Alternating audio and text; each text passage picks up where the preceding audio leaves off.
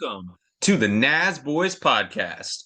Now, did you know that with his win today, Joey Logano was the first for the 22 at Atlanta Motor Speedway since Bobby Allison back in 1970 in the Atlanta 500.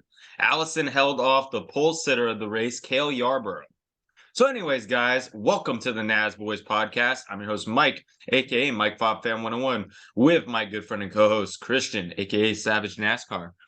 What to do, Nasboys crew? We got a lot to talk about tonight. We got, of course, Atlanta. We have some, we got a very interesting moment with Josh Williams. And what a cool fact to start the video. I didn't realize it was that long ago. I mean, it's like 50 years, basically. Right. It was the last time 22 won at Atlanta, and that's pretty wild. And, you know, that fact about Dodge Daytona, too, that's pretty cool. Yeah, honestly, I didn't see that fact until we actually started the Zoom meeting. So I thought it was an interesting fact. Both me and Christian would enjoy it. But I guess we're going to kick things off. Speaking to Josh Williams, let's start off with him and his odd move. For those of you that didn't see it, here it is. Fourth, but that's Josh Williams, who was asked, as I told you, to go to the garage for extending the caution. The debris came off his car.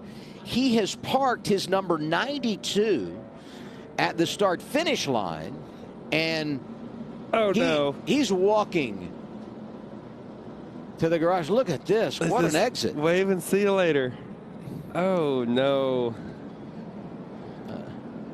Well, he's not so happy now. They made him park his car because he extended the caution, like you said. They didn't do a good enough job repairing the front end of it, which was obvious from here that they didn't do a good enough job keeping the tape on it. And then they parked him, and he said, fine, I'll park it right here on the start-finish line. So, you got that bare bond, and because it's so cold, that will just not stick as well in the colder conditions, and it blows off. So, we saw him with it taped up, then we saw it all wrinkled, and then we saw it had disappeared. And then we got the caution for debris, and, we assumed it was because some of that bare bond had come off the 92.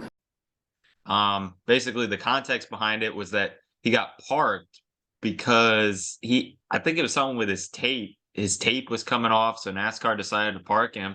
And he ended up parking it right on the start-finish line and then pulled an Antonio Brown, except without the taking off his shirt, which I don't think anybody would want Josh Berry to take off his shirt, nor Antonio Brown. I think that would have been better, probably, actually. Hey, yeah. He just strips down his fires and pulls a Ricky Bobby, you know what I mean? Just takes it off. But anyways, yeah, what a legend, though. That was absolutely goated. I've never seen anything like that. Obviously, that's going to get a lot of attention, because it's done that before. I remember Kyle Busch has parked his car on pit road in front of the garage entrance, but not on the middle of a racetrack. But yeah, Williams, I do agree that maybe he should have gone a black flag or something, maybe a penalty, but I didn't think that they would park him because of it. And, a lot of people are on his side for it. And here's what he had to say. NASCAR made a decision, and I didn't agree with it at the time, but it's in the rule book, I guess, so it's just part of it. Would you do it again? I don't think so. I mean, hopefully we're not put in that situation again, but, things happen, and it is what it is. What NASCAR say? They're still going to have to make a decision. I'm sure you'll hear something Tuesday. Can you just remind us just what were you thinking in what you did? Wow. I mean, we all work really hard, right? And to only run X amount of laps and then have something like a piece of bare bond fall off and put us out of the race. It's really frustrating. A small team. We work really hard, and, we got to make our sponsors happy, right? So it doesn't do you any good sitting in the garage, but it is what it is. We'll learn from it and move on. So, yeah, let us know in the comments what your thoughts on it if you haven't already let us know. Yeah, I mean, I thought it was a little I don't know why he parked it in the start-finish line, but I understand why he was upset by it. I mean, there's been numerous instances where NASCAR has had people have debris fall off the car and they just do a yellow. They don't really park them, but it just seemed like he didn't even get a warning. He just got parked, but I could be wrong, but I don't know. It just was odd. So I can understand where he was upset by that. For real though. But so this weekend in Atlanta, it was really cold, and the Southeast in general, it was cold because last week it was actually hot for a little bit, and we're like, oh man, it's getting too hot too early. And then also this week, and people still complain. It got cold again, and it rained most of the week, and it rained a lot of the dirt track races out on Friday and Saturday. But qualifying, I know practice was actually canceled for Atlanta. And they did get qualifying in, which Christopher Bell did spin out in qualifying, and he had to work his way from the back to the front. So drivers didn't get any time to practice the new pit road entrance, which is now turn 3 at Atlanta. Oh man, that works for under caution, but under green, that could just be a disaster waiting to happen. Personally, I don't like it, but more lap cars, I guess. Speaking of lap cars, we'll get into this a little bit, but Ryan Preece was way off today. So was Stuart Haas Racing. Most of their cars, Chase Briscoe and Ryan Preece was just way off the pace. Preece had a mechanical issue. Just very slow. Finished 16 laps down, which is kind of rare now for NASCAR to finish 16 laps down running. That's something you see back in the 80s or 70s. But regardless, it was cold down there. There was a good bit of fans at the races this weekend, so that was good to see. Saw a lot of cars in the parking lots. They showed some aerial views of it on the broadcast.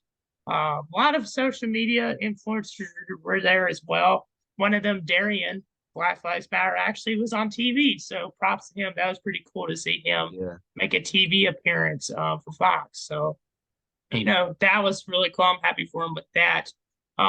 Is there anything else you want to talk about, like pre-race stuff and stuff storylines going into the weekend? I think you summed it up pretty perfectly. So, I don't know. The track looked kind of, I'll spoil something a little bit, but it's just something that was really catching my attention. The track didn't seem as grippy as usual. It looked like a lot of cars were having trouble and they were slipping around. I know Justin Allgaier, he was a little upset, and he said it was an embarrassment for the sport. But yeah, it just looked like a lot of cars were really sliding. It looked really easy to wreck. So I'm sure we'll get into it now, kicking it off with the truck race. I didn't realize what that noise was at first, and I realized someone was FaceTiming me on Instagram. So my apologies for that one. Hey, whoever was FaceTiming Christian, we're recording. Shut up.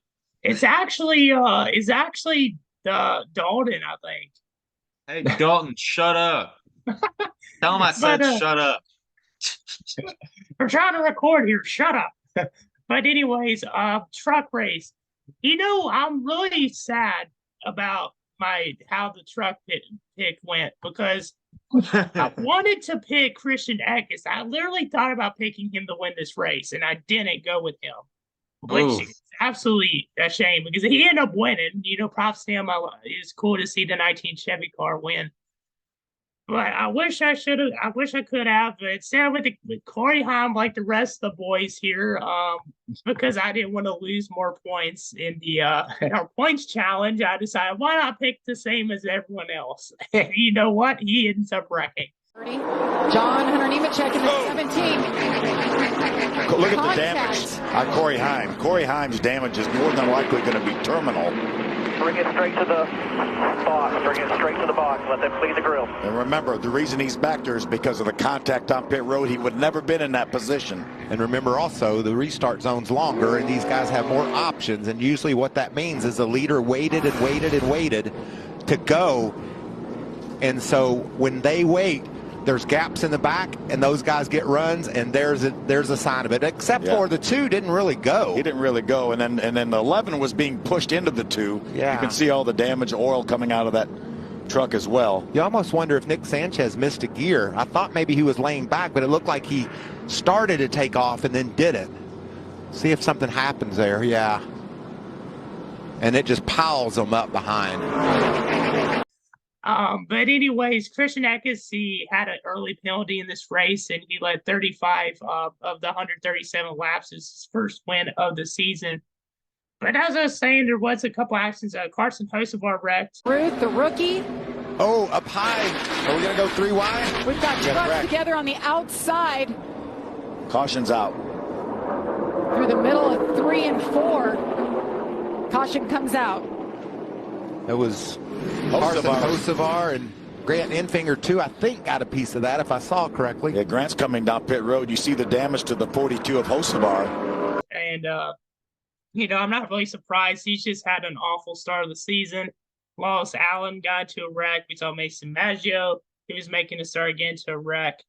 Raja Cruz was doing okay at the beginning of that race, and he fell off towards the end. There's just a couple carnage, but Ryan Vargas actually was running in the 30 car. He ran in the Xfinity and the truck race.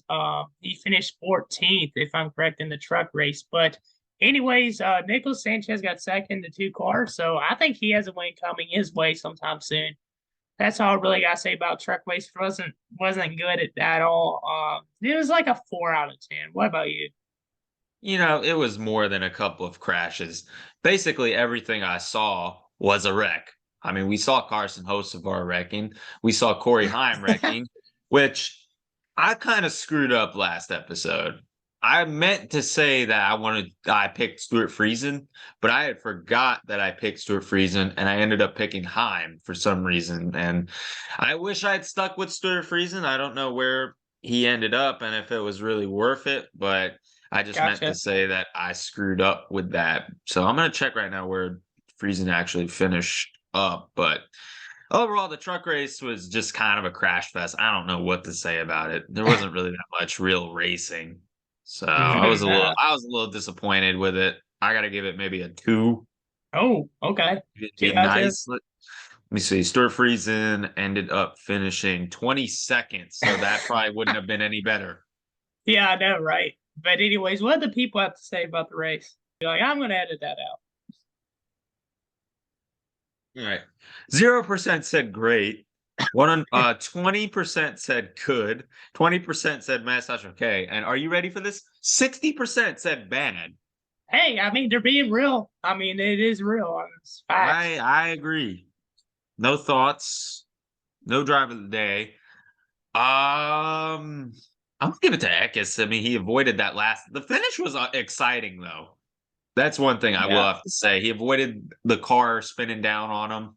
Or Sanchez. Sanchez was in the wreck with Heim, and then he ended up finishing second. So I'm going to go between either the first or second finisher. It took the words right out of my mouth. I was going to say the same thing. Eckes led the most laps. So I'm going to give it to him. Sanchez coming back from that spin, pretty good. Yes. All right. Now let's talk about the Xfinity race. So the Xfinity race, I went with Allgaier to win this one. And to be honest with you, I thought it was going to work because he's ran pretty well recently there, but no, it did not work at all. But anyways, Austin Hill has got off to an incredible start to the season. I thought he would win at Auto Club, but he didn't. And he ends up winning Atlanta, another super speedway. So he is a contender, I think, right now for at least a round of 8 in the playoffs for the Xfinity Series. I think he could go pretty far. He's shown his strength in the super speedways. He led 103 of the 163 laps in this race. Pretty impressive. One driver that I didn't realize was still racing, Ryan Truex. I didn't realize he was still racing Xfinity. He ended up finishing 3rd in the 19 car, so that was pretty cool to see. Parker Kilgerman got 4th in the 48. There was a couple of junior motorsports cars up front, not as much as usual. Mayer did get 9th, and Josh Berry got 7th in this one. Ryan Vargas, if I'm correct, he was in this race as well. Let me figure out where No, he was not. I thought he was. Okay. I'm just now looking at where these guys. Okay, some of these guys I thought were in the race or not, so my apologies. But Brendan Poole finished 13th. I just want to mention this real quick because one of my friends works for JD Motorsports. Brendan Poole finished 13th, and he ended up getting damaged there at the end. But props to that team. They've been really struggling the last year and a half. Basically, they've been getting a lot of DNFs, so for them to finally get a spot like that and to finish above guys like Jeff Burton and Sammy Smith and Jones, props to them. I thought Brendan Jones would have had a chance, but he finished 19th. There was a couple wrecks in it. If you haven't yet, here they are. He's going to be in trouble. Being stuck on the bottom. Trouble. Oh, we got a big wreck here. 26 Kazgrala, 4 Garrett Smithley. Second caution of the day. I'm telling you guys, these cars are a handful right now. I mean, low temperatures, nobody knows exactly what they got. These cars are so difficult to drive right now. Parker Kligerman going high. 11's coming. Keep Help from Brett Moffitt. Daniel Hemrick shoving Austin Hill down low. Oh, no! They're sideways. Can they hang on? Austin Hill wins once again. He goes back to back here in Atlanta as they crash across the start-finish line. I feel like he was sideways for a mile. Oh, that was a crazy finish. Josh Williams, they listed him as an accident for his reason of leaving the race. In reality, he got parked. But Allgaier just got caught up in another wreck again. It's just, you hate to see it because, his expectations are so high. A lot of people pick him to win races, and he just isn't able to get the job done. Yeah, I mean, I don't know why you would pick Allgaier to win at Atlanta. I'm just going to keep it real. He's not the best plate racer. He's better on the 1.5 miles and the short tracks. Let's see. I mean, the race was better than the truck race, in my opinion, but it was still a wreck fest. I mean, like I said, drivers were slipping out of the groove. Drivers looked like they were just wrecking a lot. Didn't really seem like that much racing. Austin Hill, though, however, he is a super speedway master. I mean, we all say that Colleague was a speedway racing masters and Justin Haley. No, it's Austin Hill, baby. He is a great super speedway racer. That's the real deal. He works really well with the other Chevys, it looks like. And I think that guy could actually win the championship for the Xfinity this year. I don't know why, but it's kind of like Kyle Busch. I just have that feeling like he's going to win it. So if you get both of them right, that'd be insane. I mean, congratulations to Austin Hill, and I'm glad I picked him. That's mainly what I got to say for that race. I mentioned this real quick too. I was going to talk about this also for the Cup race, but I like Atlanta, but I'm just not a fan of the drafting there, to be honest with you, because if you can't pass anybody without riding behind 5 other cars, that's the only thing I don't like about it. I'm just not a big fan of it because it's not how I've watched Atlanta throughout the years. And that's the only thing I'm like, man, I wish they would pass on the inside lane without having help. I agree. Yeah, I'm not a big fan of that. I like how they're a little more racy in the corners, but I see your point where they don't really pass, but they're still racy, which I like. So, I don't know. I think it's a good track for sure. But taking a look at what you guys had to say about it, 0% said great. 0% said good. This is the Xfinity race, by the way. 50% said mess okay, and 50% said bad. Wow. I'm not gonna lie, that is probably the we said this a couple episodes ago where there's nothing. All of it was bad. Trash. Thoughts on Josh Williams' move, awesome and hilarious. Let's see, driver of the day. Josh Williams. Sure, you know what? For taking a stand against NASCAR, Josh Williams is the driver of the day. Yes, I actually agree with that one. Just for the memes, Josh Williams is the driver of the day, no question. All right, now time for the Cup race. I want to talk about the TV broadcast a little bit. I noticed they were they have been showing fans in the stands. A little bit too many kids, to be honest, but I think Lombard was behind the camera. But anyways, just playing with you. I think that the meter they have at the top of the screen, for their graphics showing how the race progress is going, and they have the yellow, the green. I think that's pretty cool. I like that. There was a couple, you could tell, moments being on the broadcast side where they could have done better. Obviously, there was a couple graphic notices, but I don't think anyone noticed. But someone who works in graphics and broadcasting will notice. I noticed a couple things, but other than that, I thought the broadcast was pretty solid compared to the last couple weeks. Tony Stewart being in the booth is way better than Danica. That's for sure. Clint Boyer's been he's been gotten better of the last couple races. I could tell Clint Boyer has gone better in the booth, and Mike Joy is obviously one of my favorite announcers. But in regarding the race, man, Logano was dominant. He led the most laps from the pole, fastest car. I really wanted Brad Keselowski to win. I really did. It's been since 2011 since the 6 cars won, and it's been almost 2 years for him. So, I was hoping he'd win there. He was doing a good job blocking, but there at the end, he just didn't block hard enough, and Logano got by. Corey LaJoie, a career best 4th finish. That's pretty cool to see, and I'm happy for him and his team. I saw a commercial of his during the broadcast, so it was pretty funny.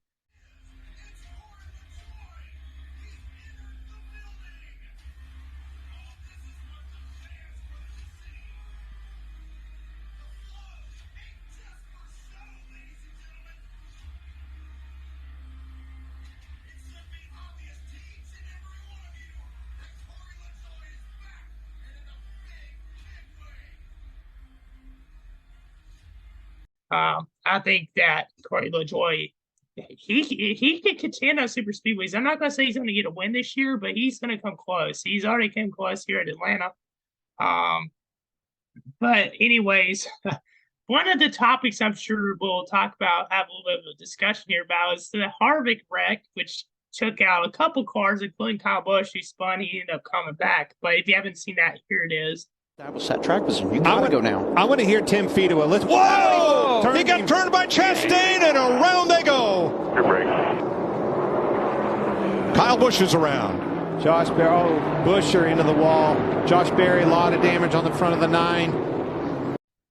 So, yeah, a lot of people were quick to blame Chastain, as they always do, for the wreck when they didn't look at it first. And clearly, Harvick got loose. Yeah, Chastain took the air off of him a little bit, but it wasn't intentional. Harvick got loose, spun out, and took a couple cars out. And one funny thing that I want to mention for fantasy, I had Kyle Busch in my garage, and I had Reddick starting. I had Cedric, Reddick, Logano, Harvick, and Busch.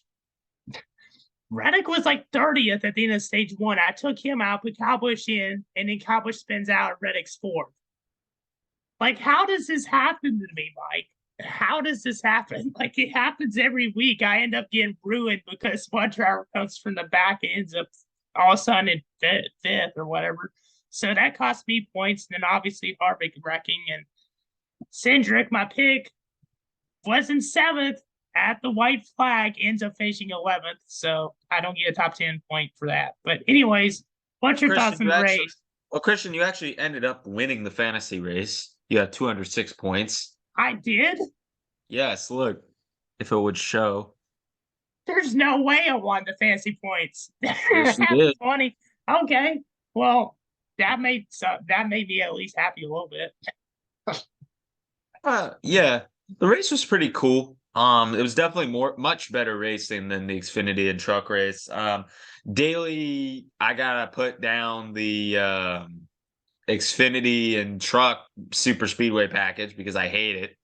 But yeah, the race was definitely a lot better. Joey winning definitely makes it a lot better, but the race was good overall. I did see that wreck with Chastain and Harvick. I felt like that was more of like a racing thing. It wasn't necessarily Chastain's fault, but we've seen it happen several times before where, they just do that in the corners. That's why you shouldn't really push in the corners. It gets the other guy loose, but I don't think he was intending to make him loose, and especially where Chastain was pushing him a little bit toward the left side of the car, and that definitely will turn you around. For real. And one thing I want to mention real quick, Almirola was in the lead at one point, and he didn't pit for tires, blows a tire, and takes out Kyle Larson.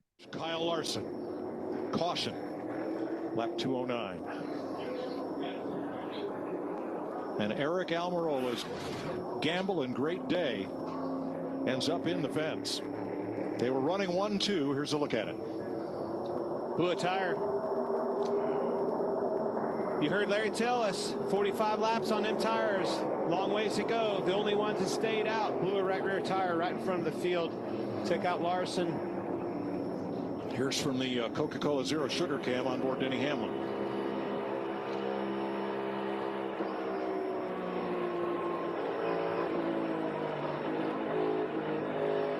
Oh man, Payne for Almirola. Man, he's done decently in some races, but he ends up just getting wrecked or having something happen. It wasn't even his fault. Yeah, I say Fox had the classic meme with that. If you guys don't follow like NASCAR meme culture, there's obviously a meme where since all the TV partners have too many commercials that they miss wrecks. And I was watching, I turned the race on, right? And it was so funny. They went into commercial and then like they cut the commercials off, and then all of a sudden you see Almirola and Larson spit out. It was so stupid. That was random. Yeah, definitely. That gave me 2001 Daytona, the big wreck vibes, the big one, the backstretch where they just cut in the middle of a commercial, and it just shows like cars wrecking. That's what kind of reminded me of. Or at in the scene bringing back Talladega Nights, where Ricky Bobby and John Sherrard are flipping, and they're like, "Well, this is going to take a while. Let's take a look at our sponsor." And then you come back and they're still flipping. Well, to be fair, there was a decent amount of commercials, but they have to make their money, so there's nothing wrong with that. Sick of the commercials. F1 doesn't have commercials. NASCAR has commercials. We don't want to be like F1 fans, okay? So allow it. True. I mean, that's a good point. I take. So. Speaking of F1, I heard the race was pretty boring today. I did not watch it, and I did not we do not care. We do not care. Yeah, exactly. What are some other things I want to mention? Stenhouse Jr. was running up front some of that race. So was Justin Haley. He ended up falling back a little bit towards the end, but McDowell was up front for a good portion. Suarez, he had a good car. He got damaged in that Larson and Almirola incident. Chastain, he could have had a better car, but he pitted for 4 tires late, and I think that kind of cost him because he was too far back. I'm gonna just say like one last thing. I don't know what it is about Corey LaJoie in Atlanta, but man, he's really, really good there. I put him on my fantasy team today. Oh. Whoa. He finished 4th, so it's somewhat working. No, it's just the way you puffed out your chest when you said it. I put him on my fantasy Corey team. LaJoie out my fantasy. Yeah, I didn't even mean to do that, but yeah. He just looks so good at Atlanta. I don't know what it is. He doesn't do that on he's not bad on Daytona or Talladega, but I don't know. He's a pretty solid play racer. I wouldn't say he's one of the best, but he's good. Just for the memes, I'm gonna put him on as my pick to win Dakota. All right, taking a look at what you guys had to say. 50% said great, 33% said good, 17% said message okay, nobody said bad. Henry 24257 says Brad lost, so 0 out of 10. JK, race was good and great clean racing all day, 9 out of 10. I think I have to agree with that, Henry. 60s and 70s. I think the race NASCAR, would be like a 6 out of 10. I'm gonna be nice. I'll give it a 7.5 or an 8. Same. 60s and 70s NASCAR. Choo choo. Dalton 6, Malak 42 says better racing than last year. A good finish at the end. 8 out of 10. Yes, that was really a good finish. Thank you, Christopher Bell, for giving that push to Joey Logano. I really appreciate it. Okay, so driver of the day, since Zoom rudely interrupted me, driver of the day was Tyler Reddick. Yeah, no, I disagree with that. The guy on my shirt, Joe Logano, is driver of the day. Yeah, Logano did lead the most laps. He's definitely driver today. Keselowski had a great effort out there. It was cool to see him win, finally bring one home for that team. They've gotten way better, and I could see him winning this year. It just didn't happen today. He said it was his day, but it wasn't. See Keselowski maybe winning a race, but we'll see. He's kind of coming back to his old self. Imagine someone put Bubba Wallace. He ended up wrecking early in the race. But that's actually happened before because he runs like 5 laps in the top 10. Bubba Wallace, driver of the day. But to be fair though, Reddick was sick, and he did work his way up to the front, which caught me off guard. I kind of mentioned this earlier when I was talking about fantasy. I'm surprised he even won the fantasy league race today. But yeah, I wish I could have put him in the main, but it is what it is. He did start really far back, and he worked his way up to the front, and he got a great finish. Another driver, Eric Jones, he was in the back all day basically, and then he ended up getting a top 10 out of nowhere. Didn't even see that coming, considering how far back he was. But I guess now we move on to meme of the week. You got a couple nominees here. First up, NASCAR Memes IG, Josh Williams, after stopping on the start finish line at Atlanta. This one's Zan. Antonio Brown. That's Antonio Brown without his uniform, we are told, without his jersey. Antonio Brown meme. Next up, this one is from Austin Spin. I'm not going to say the last letters of that one.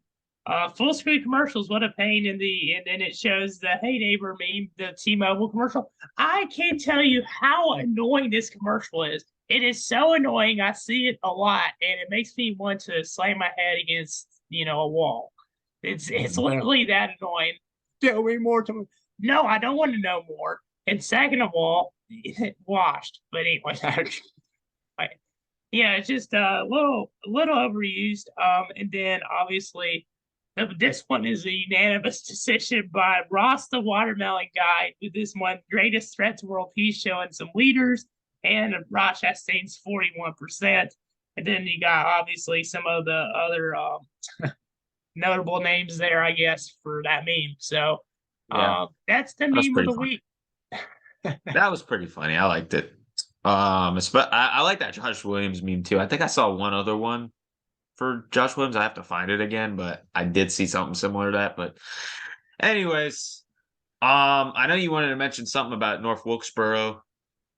Oh yeah. So after paying all the money, the people that pay all the money go to the event, now they want people to pay for weekend passes for parking. Yay, hundreds of dollars. But yeah, anyways, yeah, they're offering single day parking on Wednesday and then Monday. Time for Monday. They have weekend passes for parking. So yeah, now you have to get there early anyways, but now I'm gonna have to get there even earlier.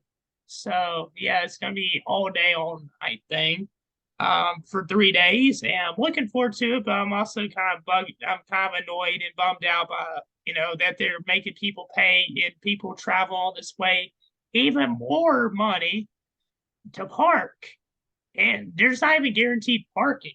Probably I don't even know what they're doing parking wise. And I'm just afraid it's going to be a Kentucky 2011 situation where there's just so many people that can't get in. That's my only concern about that. I'm sure the facility will be fine. But right now, I'm hearing a lot of people complaining about it, and a lot of people not happy about this situation. I've seen people in comment sections the last couple of days like, what is this? You are making us pay even more than we're going to have to. And I can understand why people are frustrated. Yeah, I completely understand why people are upset about it.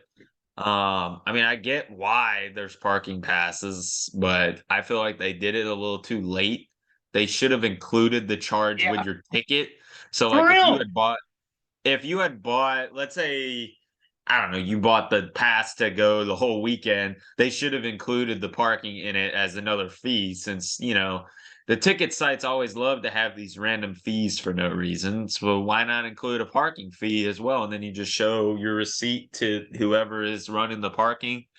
But you were saying something about how, it's going to be like Kentucky. I'm not going to lie. I honestly see it being another Kentucky, because I think I have talked about this on the show, and I probably will continue to talk about this up until the All-Star race.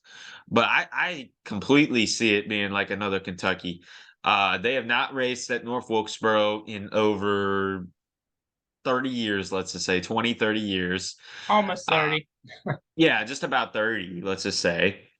And fans want to see it. Wilkes County, was very passionate about NASCAR, and now it's coming back and they're excited. I completely understand that. And there's obviously other people that want to travel and go see the race as kind of a spring or a summer activity. They want to go see the classic North Wilkesboro track. I'm sure there's a lot of fans of all ages, which is why North Wilkesboro is a great track to hold the All-Star race at. And I'm excited for the race, but I don't know. I just see them kind of screwing it up like they did the Kentucky. So, or it could even be like Nashville where they'd have to delay the race start time by like 30 minutes to try to get everybody in. So, yeah, we'll see how it goes, but I think it's going to be a cluster, but I hope it won't be a huge controversial cluster, but I hope that I will definitely see them having it as a cluster. It's going to be a cluster all weekend. They also added a go-kart track. I don't know if you saw that. Yeah, you told me about that. Yeah. Yeah, it's just gonna be odd to see how they're gonna get everyone in. And obviously there's I even heard some social media accounts talking about people selling park spaces on their own properties of people's homes around the track. They're offering, yeah. So it's just going to be odd. I wish they would just let you pay parking when you get there, to be honest with you. But, of course, I understand that they have to get things done pre-planned and stuff like that because it's going to be a mess. I just don't understand the prices. I've already seen, recently I've seen some rumors of what the prices are. So, yeah, it's a shame. What, like merchandise and food?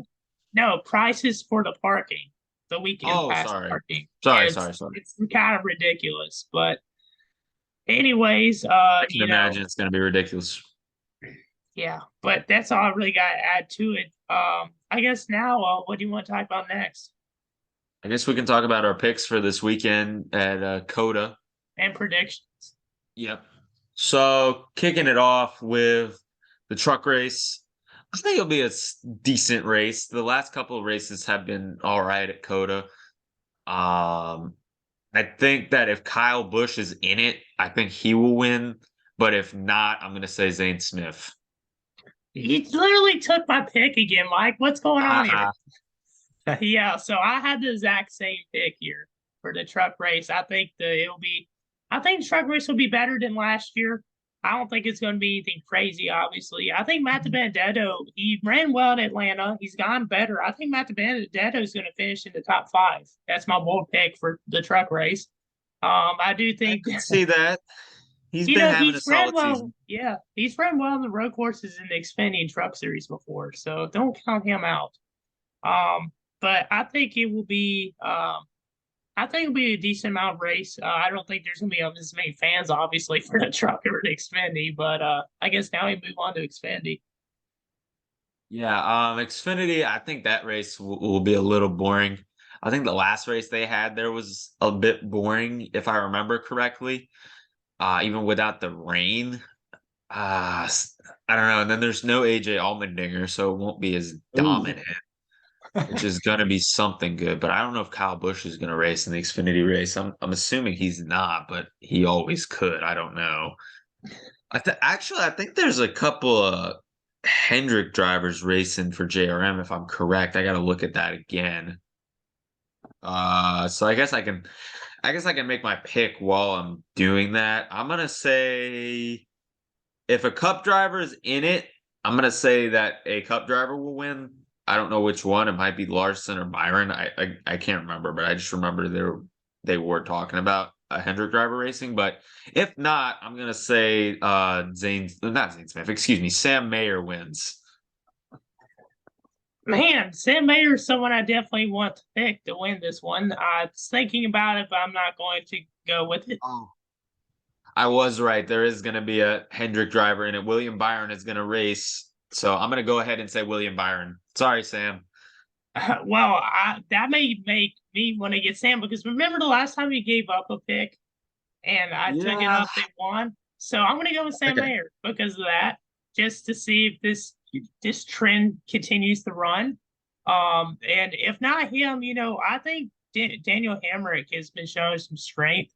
He's not a great road course driver, but why not see how well he does? I don't think Brandon Jones. I mean, the 9 cars always ran good at Coda. I mean, Elliott's won there. Gregson was really strong there before, so don't count them out either. I think I don't really have any other like clear favorites. I know Parker Kilgerman may run pretty decently if he's in the truck or the Xfinity Series, but I'm gonna go with Sam Mayer to win the Xfinity race. I think Parker Kligerman will have a top 5. That's my prediction. I think he's going to finish second.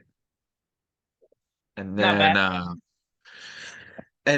for the Cup race, I mean, I think it's going to be all right. I don't think it's going to be the best race of the weekend, but I don't think it's going to be the worst. It might be a little boring at some parts.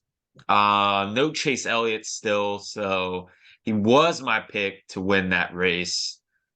But he got hurt. So I think I'm going to say Daniel Suarez will win this race.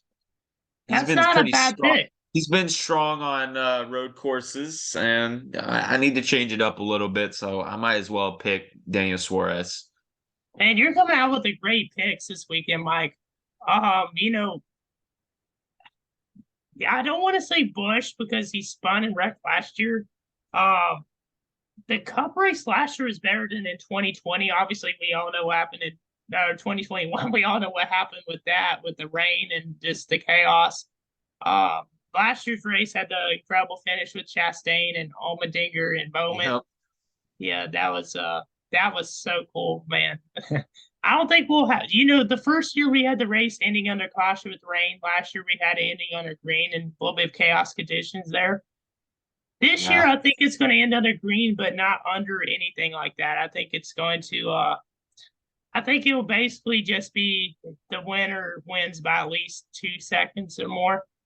I agree. I'm looking at Reddick because he won at Road America and he's been good on road courses recently. I'm thinking about picking Tyler Reddick, and I'm also thinking about Blaney, other than Suarez. But even though I didn't predict this guy to win this year, I'm going to change it up. I saw how well he's been running on the road courses. So I'm going to say Tyler Reddick wins.